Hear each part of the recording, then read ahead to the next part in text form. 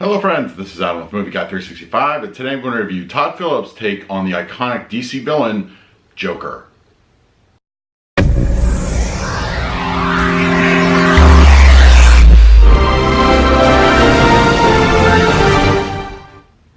If you're new to the channel, please hit the like button, subscribe, hit that bell notification. I put out videos every single day. You can also find me over Twitter and Instagram at Movie Guy 365, as well as over the Disney Magic Hour podcast. I will leave a link for that in the description. So it is here, Todd Phillips' Joker film. Now I'm going to be really careful with spoilers. I really don't want to spoil anything. I don't feel necessarily it is one of those type of movies that is like, oh my god, this thing happened. It's really like, if you know the character of Joker at all, I think you're really going to kind of not be surprised by anything really. But just for the sake of general audiences, I will try my best not to spoil anything. I'm just going to touch on some general plot points, mostly about the character of the Joker, as far as the overall interpretation and entire lore, as far as that goes. But I'm really going to try not to spoil it.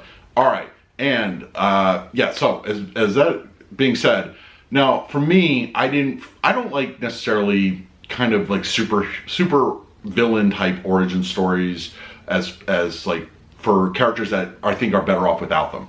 Joker, I always felt like, because he was an enigma, because we didn't know his history, I don't really want to know his history. And that's how like the mindset I kind of fell in as far as watching the film. And now, also, my concerns being with Todd Phillips. I'm not really like a huge fan of his. I find The Hangover funny and that kind of thing. But when I heard he was doing Joker, I was very concerned. I just, knowing Warner Brothers' track record with certain films and also handling of DC comic franchise, I wasn't instilled with a lot of confidence. So were my fears alleviated in any way, shape, or form with this movie? Absolutely. To say it succinctly, I think this is a brilliant film. It's kind of ironic considering that Martin Scorsese recently came out in the last day or so and doesn't consider, comic book movies or superhero movies to be cinema. And I feel with Joker, he couldn't be more wrong. I mean, it was brilliantly executed. Joaquin Phoenix was amazing as the title character. And once again, I'm not going to get into spoilers, but this is a Joker that, well, we kind of got glimpses of in the trailer of how he became this way, but basically from frame one at the get-go, he's already halfway there. I mean, he's somebody who's mentally just a little bit up there, crazy, but he's already kind of on his way. So it's just the events that happen in the film speed up that process to allow him to become fully the Joker. So, I mean, as far as that goes, I think Joaquin Phoenix was brilliant. I think he brought so much gravitas to the role. And Todd Phillips' direction, I feel, was excellent. I think it's an amazing film. It's easily going to be in my top 5 or 10 of 2019. I'm really going to have to wrestle with that number. But yeah, I mean, come on. I mean, this was for a villain that didn't have an origin story, and I felt that he never should have had one.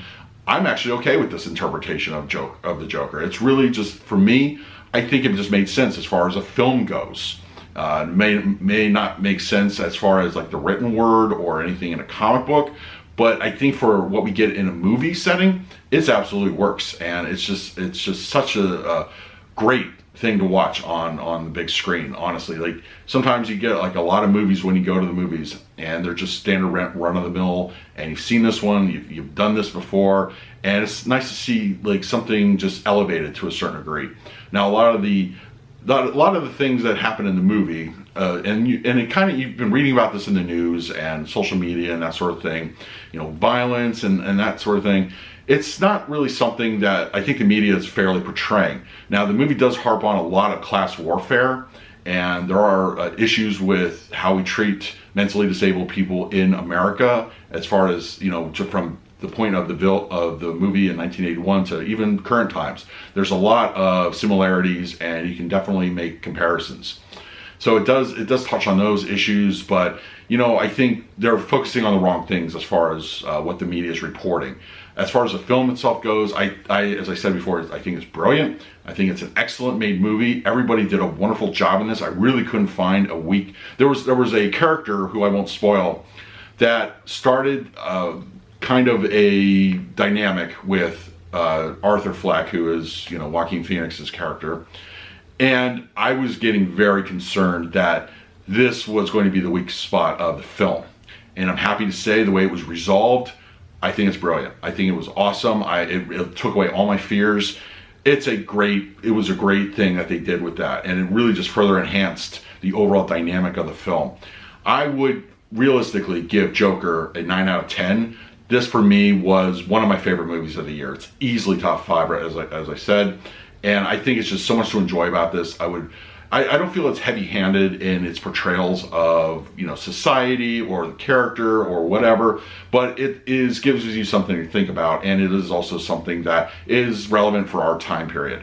And it's just a great film. It is an excellent film. Go see it in the big screen if you can. So let me know in the comments below. I gave it a 9 out of 10, so let me know what you thought of Joker. And in the meantime, please like, subscribe, hit that bell notification. I'll put out videos every single day. So until next time, this is Adam with Movie Guy 365. I will see you at the movies.